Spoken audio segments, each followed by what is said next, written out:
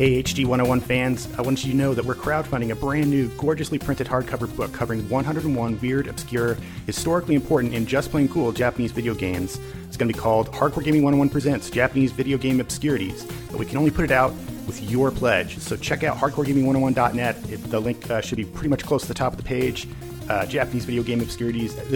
If we get to do this, it's going to be our best looking book yet, and it's one of those books that it'll be about stuff you've probably never heard of. In fact, I can almost guarantee you won't have heard of almost all of it. So give a hoot, fund our book, $15 for the PDF, $20 plus shipping for the hardcover. Do it!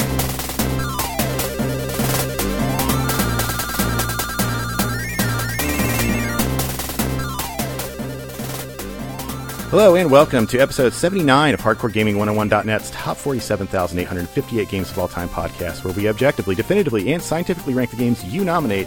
My name is Xerxes, and I just found out that I lived the better part of my 20s as a space wizard named Darth Itchy. My panelists today are... I'm Bobinator. It's getting hot. And I'm Halls Burkhart. And I'm Carl.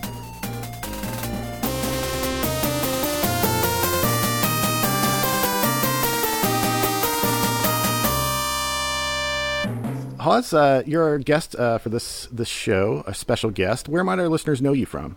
Well, they might know me from a couple of Star Wars podcasts that I do with some friends of mine, Blue Harvest, and also Rogue One, a Star Wars podcast for winners.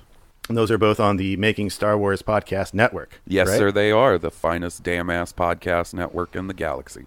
Oh, we got a damn ass in there. Excellent. I was hoping that's my favorite part. That's a Hawes trademark, everybody. So on this podcast, we have 3 rules. Rule 1, all rankings are final, official, and scientifically accurate. Rule 2, you can nominate one game at a time via 5-star review on iTunes or Stitcher. We've stopped accepting nominations via Twitter for the foreseeable future. Rule 3, you can nominate games that have already been nominated, just don't nominate games we've already ranked. See for yourself. Check out the master list. It's at bit.ly/47kgames. That's bit.ly/47kgames. The next game we're talking about is Star Wars Knights of the Old Republic, which was nominated by you, Hawes Burkhart, and developed by BioWare and published by LucasArts for the PC and Xbox. Earliest release date and territory was July 15th, 2003 in the United States of America. Well, who here played on the Xbox? I did. First. I did, actually. Yeah, I played on PC. Me too. I think this was one of those games, along with Morrowind, that helped kind of make Western RPGs a bit more palatable for people. I know it really was. Yeah, go ahead. I was going to say, I know I played the crap out of Morrowind around the same time, too. I got this one pretty late, getting it in a GameStop bargain bin just to see what all the fuss was about. So you mind if I kind of introduce this game a little bit, real quick? Yeah, go ahead. Okay, so this game, I'm going to be a bit of a nerd here for a second. This game is actually an adaptation of sorts of the tabletop Star Wars role-playing game that was released in, I want to say 2000, which itself is based off of Dungeons & Dragons 3.5. Now, I didn't know that. I thought they invented their own system because the only Star Wars, well, not invented it, but I thought they were using like Fallout did. They based it on like something that's generic, but because there wasn't much just D&D. The only thing they really did was cut out a lot of skills that only were all in a pen and paper context, but... Yeah, there's no Wookiee necromancer, right? I would have been down with that. Me too. Yeah, I mean, it's interesting because this is actually the second Star Wars pen and paper RPG. There was an original one that was a D6 game that was put out by West End Games in, I think, 1988 or 89. Mm-hmm. I played a lot of that. Yeah, really? Yeah. I was one of my dreams is to do like a podcast that's just a campaign of the old D6 Star Wars. Talk to me about that a little later, because I know a guy named Will that would probably be into that with us. Dude, I have so many maps. Oh my god. And character portraits. Yeah, so like what do you know about Bob? What do you know about the later version? Okay, the version we're dealing with here, the main thing is that everything is handled with basically rolling a 20-sided die and adding a number to it. And that's basically how everything in this game is handled, except, I think, for damage. And it tries to be like a real-time adaptation of tabletop rules, but for a lot of reasons we'll get into, I don't think it really works out.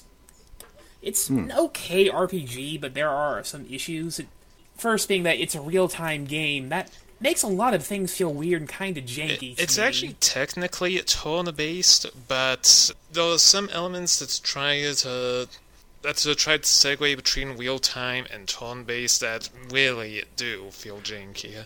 Like, if you try to move during combat... So, we'll get into that, but why don't we have Hawes tell us about where this game fits into Star Wars lore first, because that's kind of the other reason why people play it.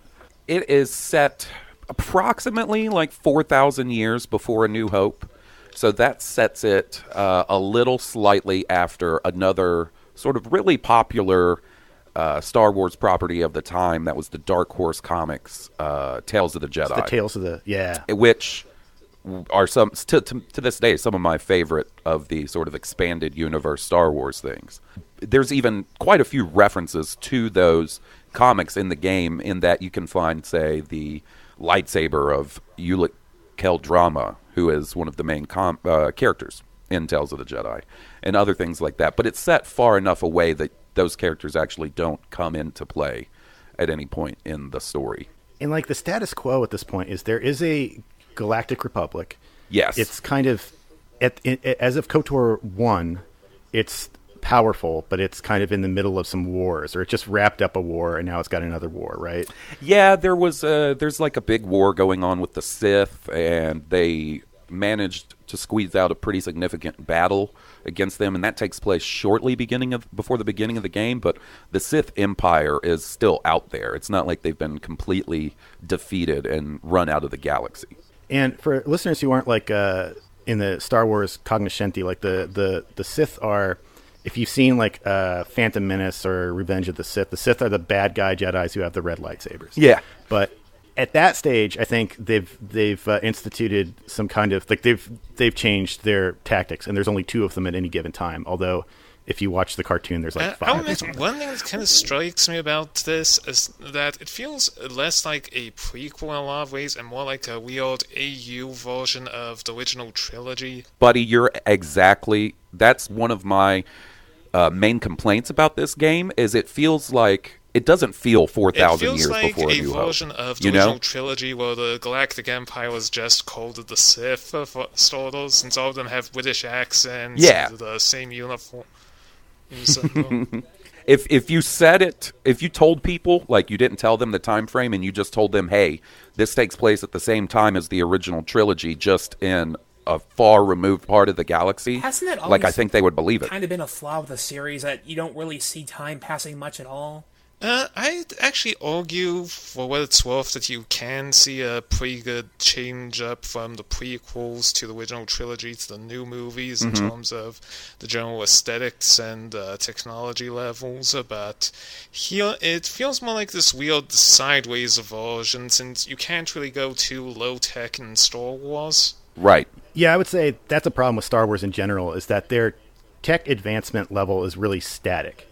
Because you can't, at this point, it's now a period piece where they're making new Star Wars movies and the bad guys are still like looking at CRT monitors and stuff, because that's the way that the tech looked at in 1977. So, actually, the only CRT monitor I remember in The Force Awakens was on the Millennium Falcon, which is presumably as old as hell anyway. No, the bad guys, they have them like, I mean, they're not, it's not like they focus on them, but there's like, they are like, I don't know whether they're exactly CRTs, but they are not like glowing Iron Man style like space computer things where you can like touch the air. But they have that, but they don't use it very often. Well, yeah, there is a scene sort of towards the beginning of The Force Awakens, right after Finn defects, where they're looking at basically an Iron Man style holo projector, where they're looking through his files. That's one that pops out to me. Yeah, I mean, it's always been a mess. It never makes sense, and you can't make sense out of it. The more you try and think about it, the less sense it makes. And so even if you do something far in Star Wars history, like the way that the Tales of the Jedi comic did it, as I recall, was they kind of made the stuff, the technology look like space versions of old Earth stuff. So like people's ships would sometimes look like sort of like clipper ships, and their costumes would look sort of like older fashioned like. Well, there was also sort of like an insectoid like quality to some of the ships in the Tales of the Jedi stuff, and they would do little things where like the lightsabers required a power source where it would like actually have a cord going from the hilt to a battery pack on their belt. Oh, that's cool. That was from the original Star Wars concept art. Oh yeah, that's one of those things that Star Wars has always, well, not always, but has done a lot, and they do a lot to this day. Is they have this massive amount of original concept work and Ralph McQuarrie work that they continuously reference whenever they get a chance. And they have all those like old drafts of the original screenplay that weren't produced, which they still are taking ideas from to this day. And those are trip to read. Yeah, they are interesting. But this game has had like an interesting history to it, or rather legacy to it, where like stuff from the game, and perhaps it's because it seems so close to, the movies that everybody's seen, that it keeps coming up, but it never quite goes away. Like, even though they've decanonized it since Disney bought Lucasfilm and they kind of had to like ditch all the expanded universe stuff, this got ditched too, but stuff from it keeps popping up. For instance, and that part of that I think is because it itself borrowed a lot of stuff from like this, like the expanded universe source material that was available in the 90s and 80s. So like stuff like the unknown regions is now like a major plot point in Star Wars lore. And I would not be surprised if the big super weapon of this game shows up in some form, maybe with a different name, the Star Forge. Because there's an issue in the current Star Wars movies where you've got this evil empire that's not the Empire, and they came out of nowhere, and they've got like gigantic ships, and they have technology that's capable of hollowing out entire planets and turning them into like doomsday lasers. And it doesn't really make sense how they got that stuff. But if they've got the Star Forge, and we'll just use this to seg into the plot of KOTOR, right? It's like an ancient weird factory that can just pump out starships. And that's what the Sith Empire and what's the bag? Darth Malak, right? Yes, Darth Malak. Although later on, the people just start calling him just Malak. I think the Darth prefix gets dropped in KOTOR 2 for some reason. Like, it's still there, but they don't use it. I don't know why. So he's been able to build up this formidable military force of defecting, like a lot of defecting Jedi, right, are in it, and defecting Republic officers and things like that, and they're able to just pump out huge battleships and wage a massive war against the Republic. And that's kind of the status quo when it starts out. And so I wonder whether that's really something of a problem I can have with the game is the fact that, though really, given the gameplay style, there really isn't any room for much store in the Star Wars here. I mean, there's not a whole lot of room for things like fleet battles or of like the dog fights that are so popular from the original trilogy. Well, there's those obnoxious gun turret missions that God. pop up. Oh my God. Random. Yeah, this engine really wasn't built for action sequences, I don't think.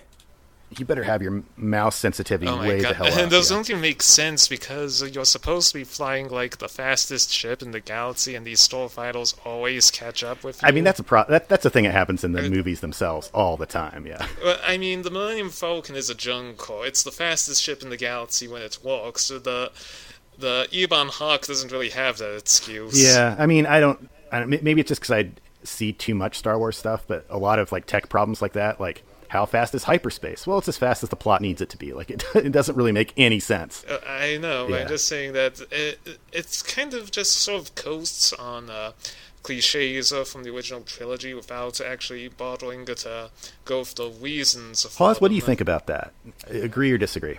As far as the plot of KOTOR goes, like, look, guys, like, I would love to sit here and be able to tell you, like, oh, no, I'm above it, but I really dig it. Even though I totally agree with my buddy here, like, it does absolutely draw a lot of influence from the original trilogy, down to its big, quote-unquote, no, I am your father moment. Like, right.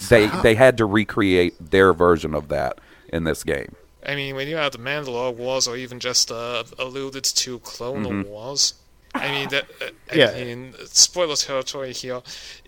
Think about it. The big reveal happens to be involved. We should talk about the reveal, but this is one of the rare spoiler warnings I'm going to give. And this, normally we don't do this, but I do think this is like one of those things that it's still kind of possible to not know about it, right? Yeah, I would think so, right? Okay, so if you think you're interested in this game and you want to play it and you don't want to have the story spoiled for you, I suggest you skip ahead like 2-3 minutes. And okay, waiting. Okay. Okay. So yeah. So the big. Okay, go ahead. So the big reveal is that. Yeah, the big reveal is basically that the hero of the previous war turns to the dark side. Right. And is now a Sith Lord, dreaded demasked Sith Lord. There's two heroes, although there's I think several that like of lesser Jedi that follow them into battle, and they deal with that in the sequel to the game as well. And they turn evil, and it's like implied that they like kind of used like maybe less than savory means of ending the war. Right. But the big twist is that your main character, the main player character, you're the player stand-in, is one of those people, but they've had their memory erased by the other Jedi, and they're being used by the Jedi bigwigs to kind of unwittingly like solve the problem of the other bad guy. Is that pretty much? I might be simplifying. Yes. That's so. Basically, the game starts off with Darth Malak being the leader of the Sith Empire, and you find out that previously there were two Sith Lords, the other being Darth Revan. And the big reveal comes that your player character is Darth Revan. Malak betrayed him in this big battle, and he was injured, and another one of the characters, Bastila, used some crazy, heretofore unheard of force power to basically mind wipe him. And I have to admit, I actually do think that's a pretty good twist. Like, almost on the level of the Vader thing, really. I mean, if you got to do a big twist, lot more if the character had more actual characterization instead of just being a voiceless avatar. That's something I can totally agree with you on that. Like, I kind of wish. I'm not necessarily a big fan of the voiceless protagonist in a lot of cases, where like. I sometimes I find it, I don't know, like, you guys might not like this game. Like, I like Geralt from the Witcher games, and it would be a lot less interesting to me if he was just a silent protagonist who you work like your own little sock puppet. And I also like the fact that, since he's from a book series, Geralt is also an established character of his own personality. Right. So, I mean, but the thing that BioWare's doing with this game is, what's the thing that you can, that role-playing games have had since D&D, right? It's like morality systems. And what's the built-in thing about Jedi that everybody knows is the light side and the dark side. And so what this game tries to do is it tries to give you, because you can speak, he's not voiceless, or she's not voiceless, but you don't have a voiced character in that there's a voice actor playing the part. Right. But you do speak to people all the time, and you're supposed to be choosing stuff. If you choose, like, evil-sounding, basically every choice in the game is like, it may be inconvenient, but I'm going to help you because it's the right thing to do. And then like a non sequitur option, and then like, die, fool, you're in my way, Yeah, and then being evil is really kind of stupid in this game because it's like it doesn't even really benefit you that much. You're just being the biggest asshole for no particular reason. There is a really cool subplot that I do want to mention because it's like not a subplot but a side story. Do you remember the what's it like, the Assassin Guild or whatever it is? What are they called? Oh. I should know this because I literally finished a playthrough of this week to prepare for this, but I know exactly what you're talking about.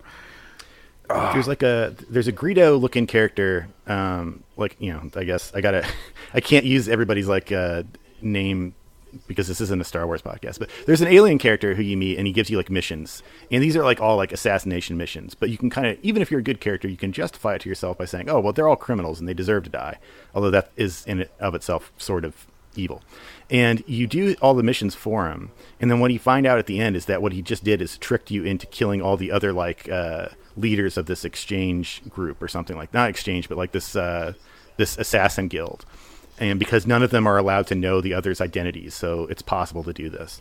And then when you find out that you've been played, you have like the interesting option of saying, well, fair's fair, you got me, all right, I'll see you later. Or you can, say like, no, nobody plays me for a chump. Like, let's throw down. And then you have to like have like a showdown with this guy on, I think, Tatooine or something like that. And it's just kind of this weird little side quest that it mostly just gets you gear and gives you like negative karma points on your force meter thing. And, but it's fun to do. I think one of the bigger problems the karma system would be easy to fix. Don't tell the player how good or evil they are. Don't say, oops, you got 50 evil points, you only have 101 good points left, be careful. I don't know how well that would work because that changes the way that so the game doesn't have magic like a sword and sorcery RPG. It's got the Force, and the Force doesn't really. There's no set interpretation of how the Force works or what you do with it. So it basically ends up working like magic points, and it slowly regenerates and all that. And you get different abilities, and you get all the kinds of abilities you see in the movies, which really aren't that many when you think about it. And then on top of that, you get a bunch of other stuff that has been pretty influential. Like people still refer to, like, as much as I hate the term Force Scream, as something that is like kind of a theory that's something that happens in the movies at some point. And battle meditation, although I think that was invented in one of the whenever novels. they say battle meditation in dialogue. Oh, I love that thing. But yeah, to each their own. But you get these things. So if you're a good Jedi and you've got light side points, then the light side skills are going to take up far less of your magic points, essentially. And if you're and vice versa if you're dark side. So that would really change the game if you didn't know whether you were good or evil. And also in this in KOTOR, like as you turn evil, your face starts corrupting. And like your evil starts corroding you, so that you end up looking like the Emperor. Keep that. It doesn't need like a exact bar. I guess that's true, but RPGs are all about like stats, and I don't know. I mean, we'll have to start ranking this pretty soon, but I think Gunhart and I think everybody except for me raised this issue about the kind of the way the combat works in the game and how it's like sort of turn based. I mean, it is turn based, but it looks really weird. And I'm gonna let Gunhart take this. Yeah, go ahead. So basically, the battle system is technically turn-based, but it tries to look like it's in real time. And basically, it is a chaotic mess that's almost impossible to decipher most of the time. And the animations that tell you if you are being hit or actually connecting your attacks barely even register go by so fast. It's just typically like looking at the hit point gauges and stepping in whenever one starts getting too low. Yeah. And also, the mechanics themselves are lacking in a lot of places. There's no aggro mechanic, there's no... the tabletop terms kind of obfuscate what some of your abilities do. So, like, for me, as a veteran of other or the computer or video game RPGs, attack stat to me is like is how much damage you do, right? Here, it's your chance to hit. Similarly, defense in this case is not damage reduction, it's your chance to dodge an attack. And that one also gets really silly to me because heavy armor, of course, grants you a higher defense stat. And in a tabletop game, I can see this has like the armor deflecting damage outright. But here, the animations will always be of your character dodging the attack, so you can be wearing this ultra bulky armor, and because your defense stat is higher, you'll somehow dodge it gracefully instead. So Hawes, since you played this the most recently, probably last time I played through it was last year, and right now I'm working through the sequel, which has the same basic mechanics. Right.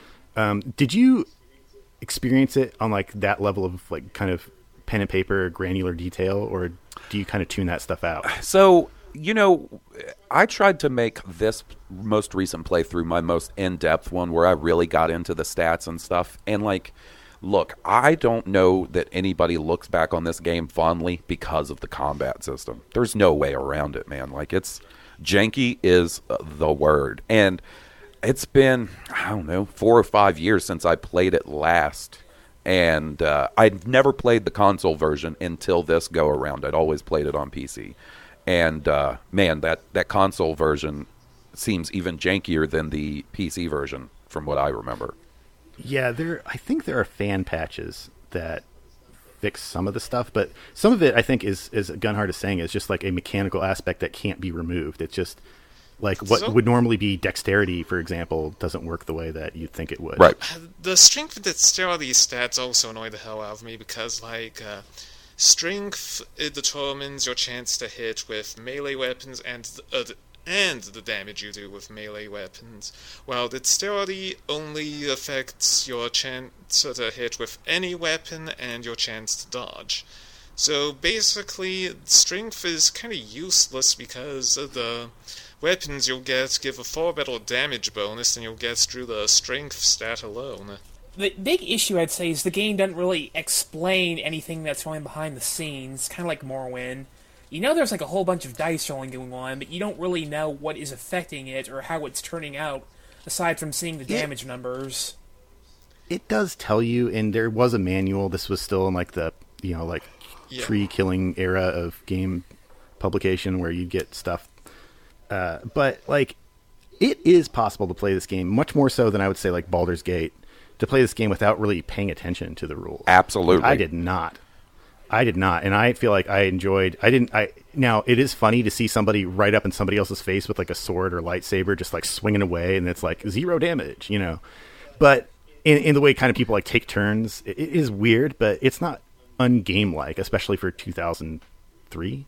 Is that when we said it was? I guess compared to something like, say, the first two Fallouts, though, it feels really rudimentary in ways that don't really gel with me. Like, it just feels too automated. Like, I enjoy the combat in this game more than Fallout, but maybe it's because of the way I played the game. Now, I might play this game different than most people, or maybe I play it exactly like everybody does, and I just don't realize it because I think I'm special. But I'm really not, and I don't know. But what I always do is, like, first of all, like, I always, like, even if my character's a Jedi, like, I always have a gun handy. And I do a lot of, like, if I'm at a distance, like, I will just, like, shoot people until they get close enough for me to hit. I do a lot of using the stealth skill and planting, like, mines before I go in and attack a room of dudes, and like plotting out like which way the AI is going to tell them to run. In fact, the very final boss battle is really fun to do it this way, because you can just line the place with mines.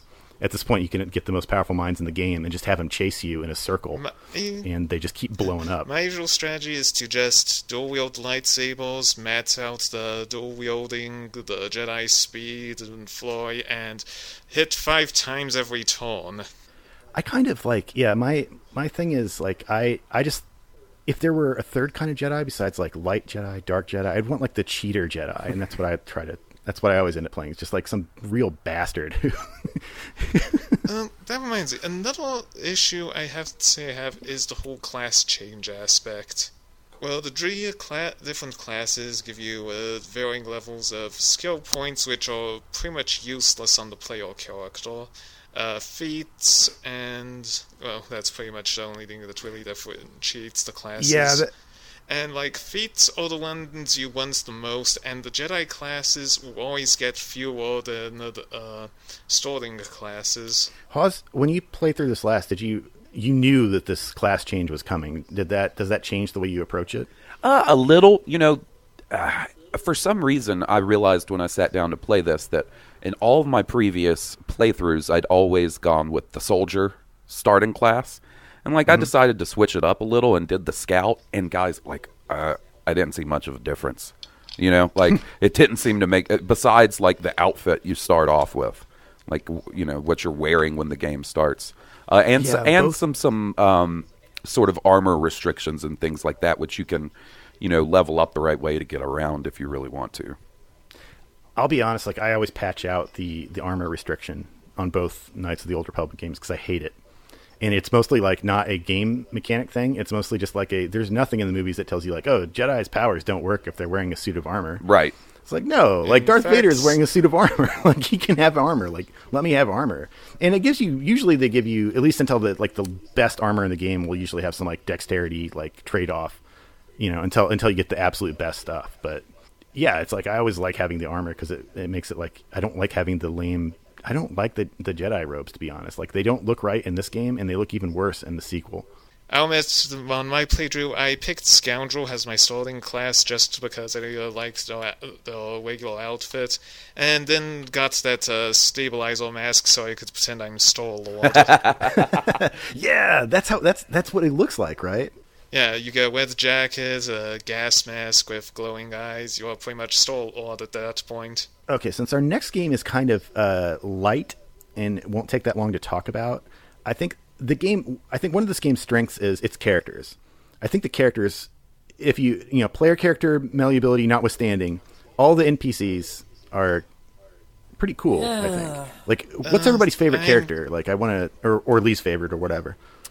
That's a tough one for me. So, I actually am going to have to disagree on this one, because one huge problem I have is the way the game handles the interaction with your party.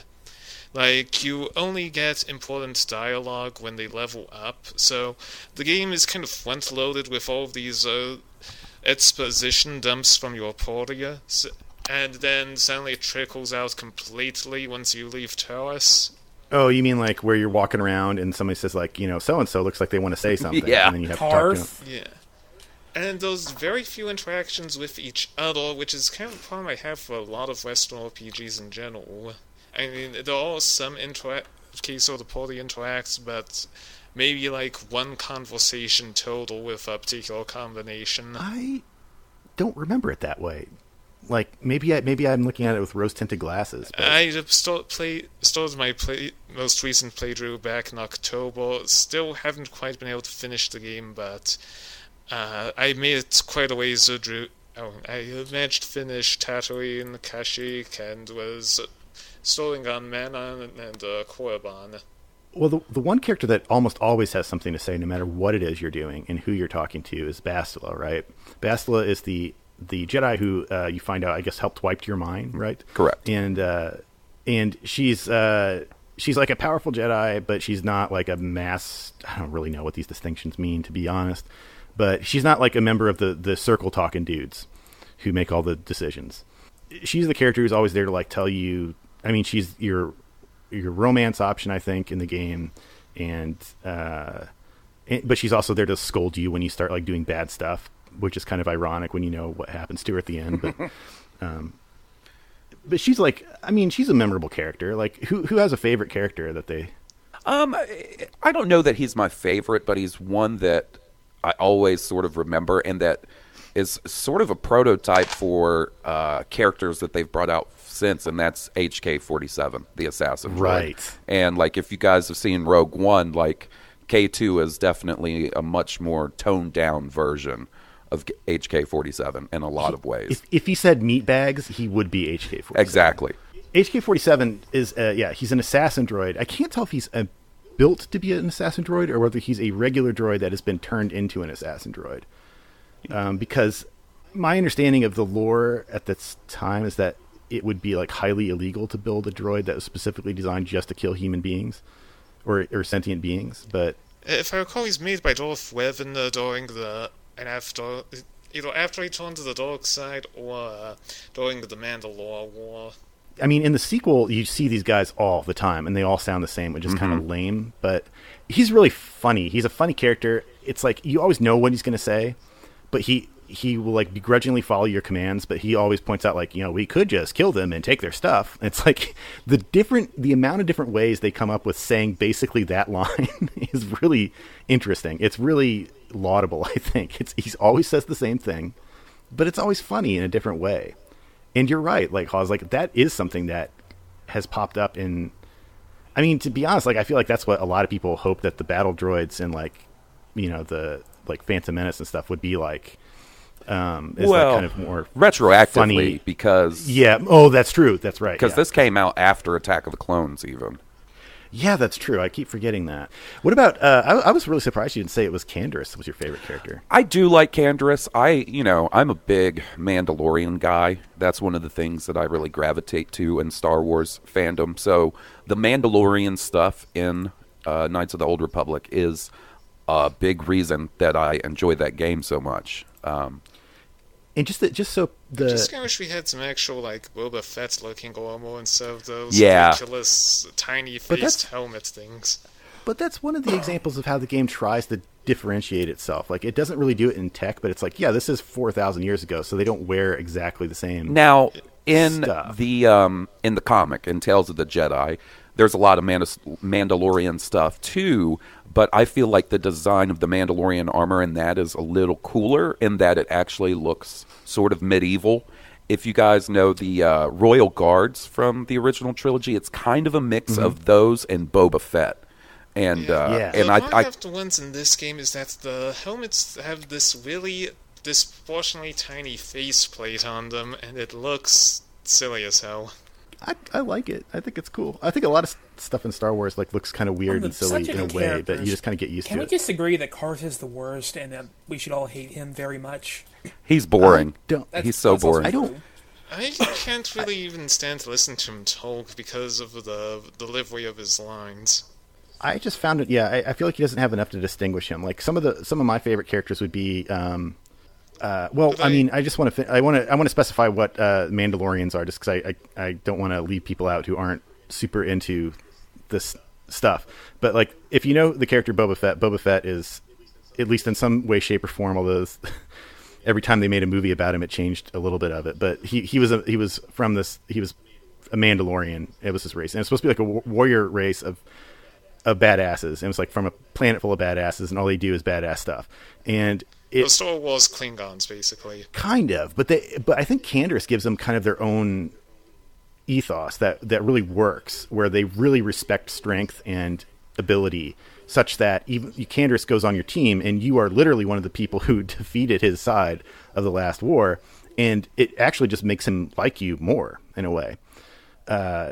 And it's kind of a takeoff of what the original idea was for the character of Boba Fett, which is he was going to be a leftover from like the super commandos that the Emperor used to kill off all the Jedi. Mm-hmm. That didn't end up being the backstory they went with when they finally made a movie out of it, but I think it was interesting to bring that back. And he's definitely a bad guy character, but he's not like a bastard, you know, like he's just I don't know. But there's other characters that are interesting. There's the weirdest named character, Mission Val. One who says Bantha Pulu in the exact same intonation every time. Yeah, I don't like that. By the way.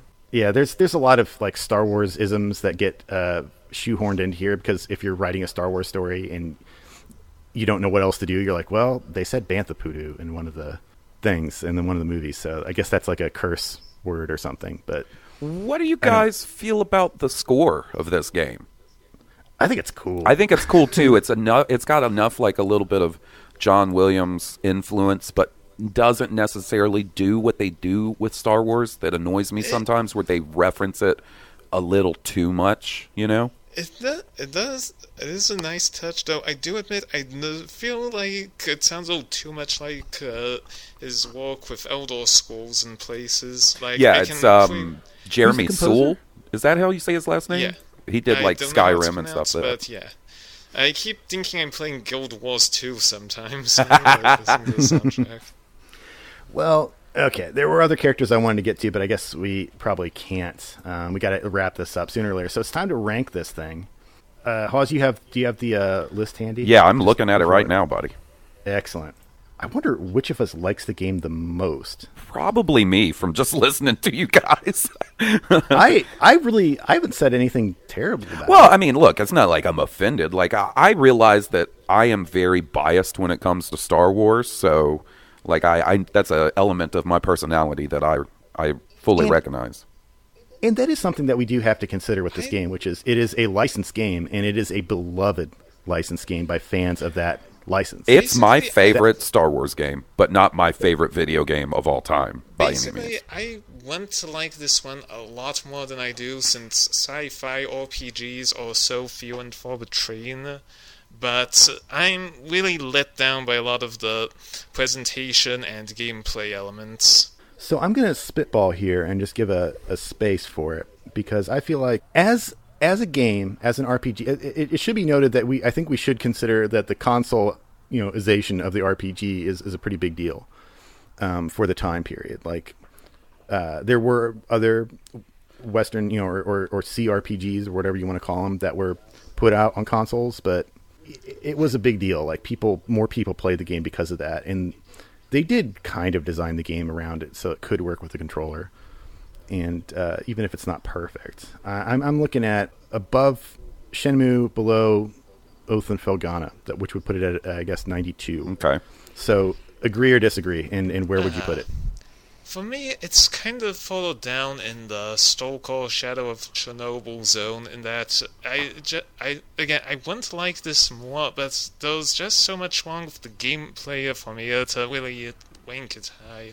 And I enjoyed Jedi Knight a lot more. Those are we talking Jedi Knight Dark Forces 2 with the FMV cutscenes? Yep, that's one. Man, did I love that game when it came out. I thought I was watching the new Star Wars movie. I don't necessarily think that it's better at full throttle than full throttle, and you guys have that at 100. That's true. I guess what I like, I mean, personally, I feel like Full Throttle as a adventure game is pretty good. Great. I honestly, now I'm thinking about it, maybe the style of it is what put it where it was. Whereas with Knights of the Old Republic, I feel like the reason why I'd put it above that is because I feel like it is a big deal to do a licensed game that adds to the mythos, and that they could very well be, I mean, definitely are plundering from to make feature films to this day. And the people who created this game deserve a lot of credit for making something that, granted, it's, may not be time period appropriate, but it is definitely brand appropriate. And it is more brand appropriate in a lot of ways than, than Star Wars stuff that comes out now.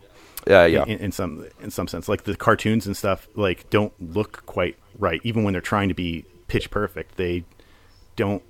In the story it tells also feels like a Star Wars story in a way that very few.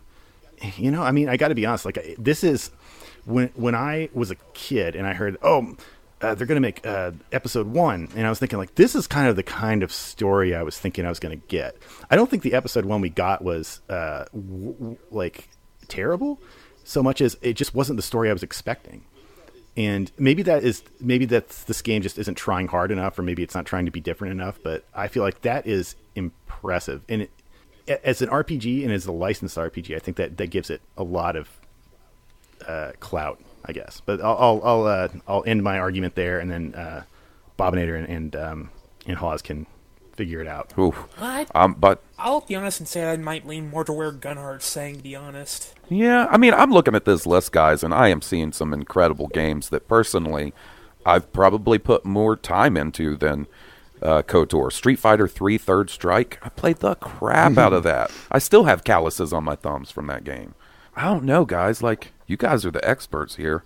Maybe it does need to go lower. It sounds like I'm overshooting it. Maybe I'm not thinking about this. We've got Dark Forces 2 Jedi Knight at 132 right now, below Broforce, above Legacy of Kain Soul Reaver. Does it go below or above Dark Forces 2? For me, it goes above. I'd say above, but what do you think, Gunhart? I think I might concede on above on account of the level design and the Jedi Knights kind of crapping out to the end. So let's compare it to Spider-Man for the PlayStation, because that's another game that's like a licensed game that a lot of people feel like gets it right for its time period. I think when I played, I liked Spider-Man a lot more, to be honest, because it feels... How should I put this? It feels like it was more competently made and put together with the character's power set, whereas Knights of the Old Republic is a pen and paper system that's been left to the mercy of a computer GM. What do you guys think? I have fond memories of that Spider-Man PlayStation game. This is like a Sophie's choice for me, because Star Wars is my favorite and Spider-Man is my favorite superhero. So, like, you've really got my back against the wall on this, buddy. Now, I mean, personal playtime and hours and playthroughs put into this game, I probably rented that Spider-Man game and beat it over the weekend. It was definitely never a game I owned or revisited. But I do have fond memories of it. And in a way, I guess you could say that the Spider-Man game...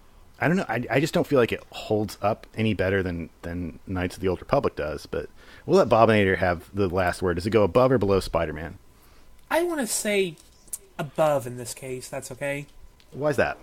Well, I mean, I do like Spider-Man a lot. I think it is a pretty great example of a good licensed superhero game. And KOTOR has issues, don't get me wrong. But I'd say it is important. It did kind of at the very least, kind of help make up for the franchise kind of losing steam with Episode 2 and such, and I guess for the time the twist was pretty cool. I mean, it's not that great an RPG nowadays, but, I mean, I try to be positive where I can here. I think that's good enough. Can everybody live with right above Spider-Man? Sure. I'm cool with that. Okay, so that's where it goes. Knights of the Old Republic goes right below Goemon's Great Adventure, right above Spider-Man, the PlayStation game.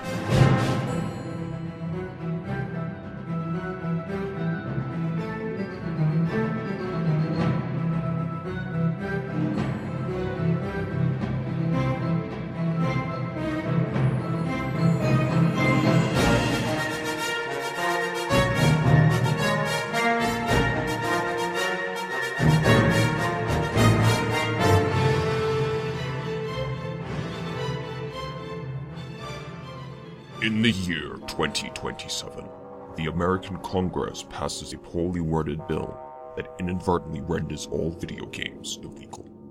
Within 3 days, the entirety of the United States of America collapses into a post-apocalyptic hellscape. But for those of you lucky enough to live in the past, there's Still time to donate to the Hardcore Gaming 101 Patreon. So give now, and ensure that the only thing keeping you awake late at night is the ever-present threat of Mecha Hitler's cybernetic human extermination squads. It's nice to have peace of mind. So, next game we're talking about is Attack of the Mutant Camels, which is developed by Llamasoft and published by Llamasoft for the Commodore 64 and Atari 8-bit computers. Earliest release date and territory is 1983, question marks, question marks, question marks. Who knows when it, but this was programmed by the famous Jeff Minter. At this point, was this his first like real hit? It's very early Llamasoft. I don't know if he had worked under that name before, possibly. Before you discuss anything, I'd like to make a disclaimer super quick. Haas, I think you specifically requested like the Commodore 64 version of this game. Buddies, I don't know where you got that, because it took me forever to find a way to play this. Okay. To get prepared for this show. But did you get it working, Haas? Like, you were able to play it? Yeah, I was able to. I set it up on my Raspberry Pi and played it just fine. Which version? Yeah, the C64 or the Atari? It was the Atari version. That's the only thing I could find a ROM for. Here's a disclaimer. You can play this on the Commodore 64. Don't do that. Don't. It is one of the worst ports since Pac-Man on the Atari. Was it actually ported to the... I thought the Commodore version was the one he worked on first. Yeah, it lacks his trademark psychedelic graphics. The difficulty options are completely missing. Hit detection is absolutely abysmal. There's no shield gauge like in the Atari version, and I can't even find scans of the manual. Yeah, so we're going to be talking about the Atari 800 version. This is the one it sounds like we all played, and it's the one to play. So, to describe this game, first of all, Jeff Minter at this point is early in his career. He's as an eccentric a guy as he is now. He's obsessed with dromedaries of various sorts. So llamas, alpacas, camels. I want to ask, did you etc. look that term up before, or is just one of the many words in your vocabulary? I can't remember what the actual word is. I thought dromedaries was just a word for a type of camel, but I can't remember. But anyway, he's a weird guy. He's an English guy. He's kind of like sort of superstar in his own right in like the 80s for like making weird games that all revolve around pack animals of the Near East, I guess. Let's say that. He like started a company, Llamasoft, with his mom. I mean, it's just all kinds of interesting stuff. And he's already got a game on our list. He did Tempest 2000. And he also started work on a Lynx version of Star Raiders, which is unreleased to this day, and I'd love to get my hands on that. But anyway, the interesting thing about him, or this game rather, is that it's a ripoff. It's a ripoff of the Atari 2600 game, The Empire Strikes Back, Can I make a hot take real quick? Ahead. Yeah. Pretty much this guy's entire career is ripping off other games, and honestly, given what happened with TXK, I kind of have to wonder why he's surprised. Well, I want to step off the rip-off and say that, that's probably a bit of a harsh term. I would say remix or something, because it's not like he takes the exact game in general and then re-releases it. This isn't a fly-by-night operation. Right. No, he tweaks it a little bit. I mean, this is kind of like I want to say it's like the King of Fighters to Street Fighter 2, but not really. It's a better version of the game, frankly, which is already a great game, and it was put out only on platforms that the Empire Strikes Back game was not released for. So it's like if you want to play one of the best Atari 2600 games and all you have is a Commodore or an Atari 800, this is how you do it. And for the Atari 800 version, you're getting a much better version of the game. It just doesn't have the Star Wars license. So the original game, the Empire Strikes Back game, is kind of like it's a weird game in a way because it scrolls to the left. It's like a shoot 'em up, like a Defender style thing, but all the enemies are just coming to you from the left. And it's basically the scene from The Empire Strikes Back. It's the big battle at the beginning in the snow with the giant walkers, and you're like a tiny little ship, and in that version of the game, or in that version of the battle, you're just shooting at I guess you kind of like shoot at the walkers, and then at a certain point you reveal a weak point, and if you shoot that, you can knock it down. And then you move on to the next walker, and it's a score attack. It's like an Atari 2600 standard type thing. But it's one of the better games for the system, and it's one of the things that you'll never see re-released because it's a licensed title. But if you have the book Racing the Beam by Ian Bogost and I think Nick Manafort, I want to say, it's one of the games they feature in that because it's like a technical marvel for that really primitive system. But this game replaces the Imperial Walkers with giant camels. Oh, can you really tell the difference with this that this wears? Well, they definitely look like camels to me, but I don't know. I mean, they are creatures, and the game tells you they're mutant camels, and they're attacking. Well, one thing I really appreciate, though, is just the sheer weirdness of the game's color palette. It's zany. It's a little distracting, I have to admit. Hoss, what did you think? Are you like... it's kind of hard for me to judge a game of this age, and I thought it was a neat little piece of like sort of ancillary Star Wars video game history, That's exactly what I would describe it as. It's like a weird little, just weird little side piece of Star Wars video game history that I just, am I looking to collect this game? Am I looking to play this game every night before bed? No, but I just thought it was sort of a weird oddity, I guess. Now, how did the game play to you? Because as you said, you're not really, this isn't your vintage. I mean, frankly, it isn't for any of us. None of us are that age. So it's always kind of a challenge to get into this kind of game and gameplay. But was it fun at all? I mean, I had a good time for the few minutes I played it. More than anything, it just kind of reminded me how that similar setup of the walker or the snowspeeder fighting the walker was repeated in the NES Star Wars Empire Strikes Back game. Just with obviously better graphics, and you could get Did out. They just do the same gameplay? I forgot. You could exactly for that level at least. Like there's more than just that in the NES game, but the opening Hoth level, there is a walker snowspeeder part. Walkers are coming in from the left. You're speeding around. You can get out of your snowspeeder and do the thing where you rope up to the AT-AT or the walker and destroy it that way. But it was interesting to see sort of that influence on later games within the same property. Yeah, that's a good point. I forgot all about that. I think one thing though about this particular game, I can't recall. Was the bonus game in the Atari Empire Strikes Back in any form? If there was, I tried to play that again, and I never found a bonus game. I mean, the thing I was surprised to learn is I think that's the first officially licensed Star Wars game, period. So I'm not sure how much extra stuff is. There were other Atari Star Wars games that were much worse, but I don't remember this one having a bonus game. I thought it was just that particular battle. Like in Attack of the Mutant Camels, between each level you have to dodge rockets in a auto-scrolling section, and I was curious if there was anything like that in the Atari Empire Strikes Back.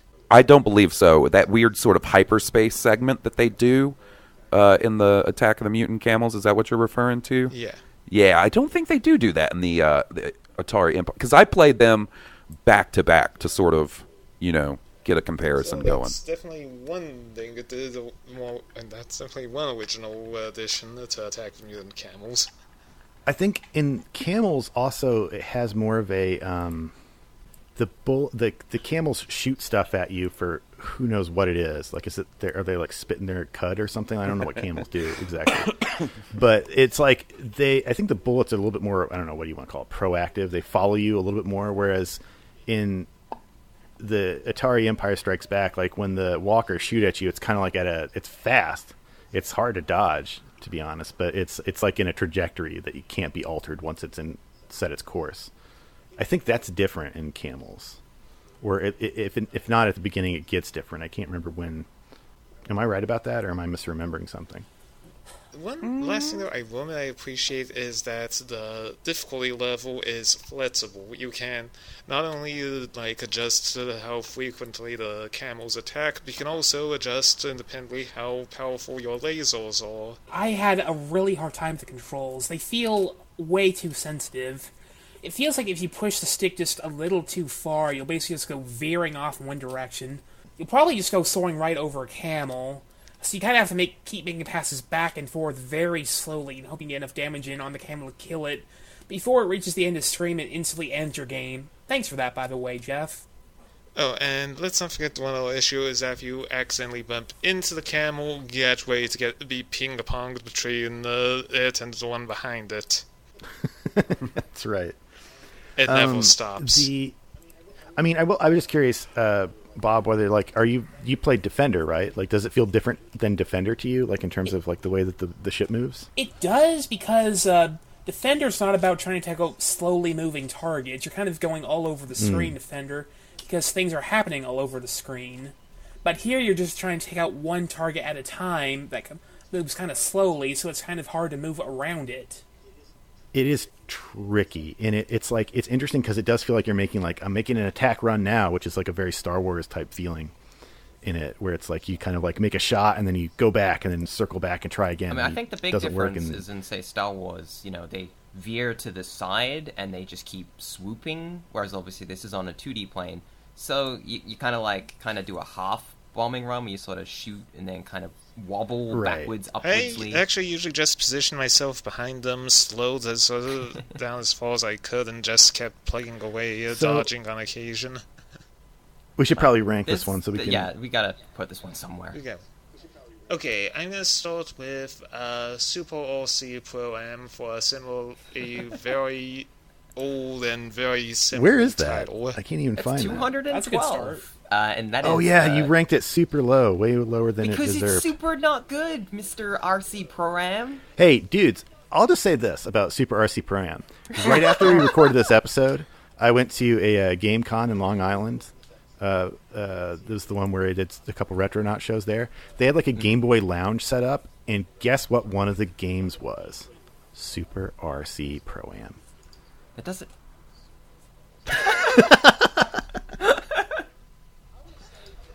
I think No One Can Stop Mr. Domino is a much more fascinating idea.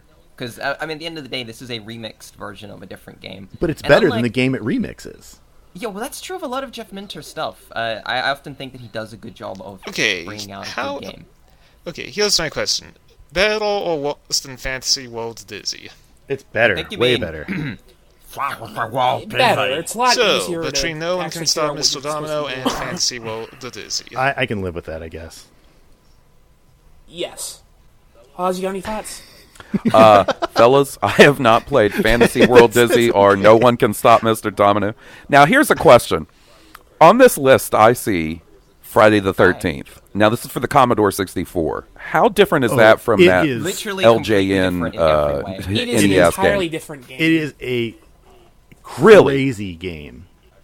I love me some 80s slasher movies, Let me so put it like this. I need to check that out. Play it. I refuse to even look at it because it is one of the few games that actually scares me. You got to be careful though because they replaced Jason with a guy in a black skivvy. Oh, really? Well, you don't know who Jason is. Jason in that game disguises himself as one of the other campers, and you have to confront the campers to find out. It's actually really interesting. What? It's very interesting. It's like they've read the idea of Friday the 13th, like, who's the killer? I don't know, because that's supposed to be kind of a mystery in the original movie, and they went in that direction. Right. With it, and the music is straight up Teddy Bear's Interesting Picnic. idea. Because, I don't know. It's a really creepy song. It's pretty creepy. It is. I got to check this out. You do. It's not a good game. Don't get me wrong. Not a good game. Okay. But it is a fascinating game. I mean, it was going... Okay, so I think that's where it goes. Yeah, just put it between Fantasy World Dizzy and No One Can Stop Mr. Domino. No one's going to complain about... Well, I say that and they will. But, whatever. Put it there. It'll get even worse, because this wasn't even a ZX Spectrum game, and now they're just... Everyone's going to bust out now. Everyone hates us. Jeff Minter, come on the show. We'd love to have you, if you're listening.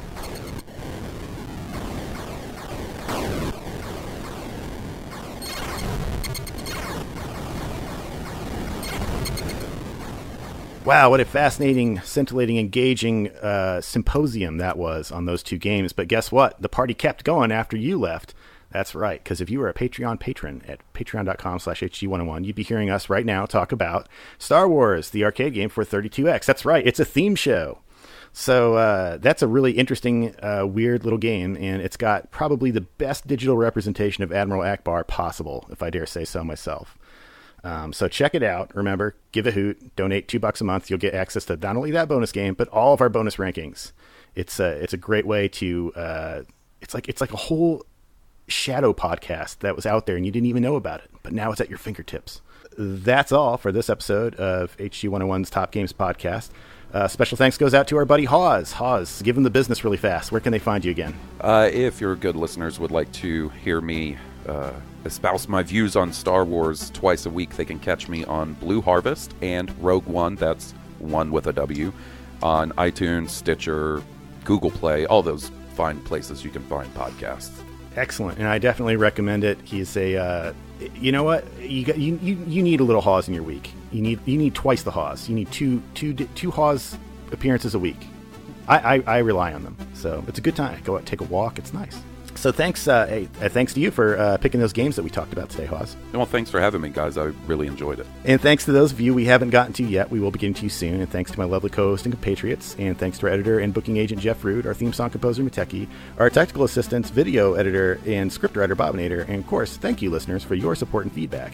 You can support this podcast even further by making a small monthly donation at patreon.com/HG101. I know I did. You can help us out by subscribing to HG101's YouTube channel, by following at G9X and at HG_101 on Twitter. And you can hang out with us on Discord at bit.ly/HG Discord. But most importantly, help us claw our way into the podcasting firmament by getting on iTunes, slamming that subscribe button, giving us a 5-star review. Do it, or we'll never get back to the task at hand. Until next week, keep keeping it real.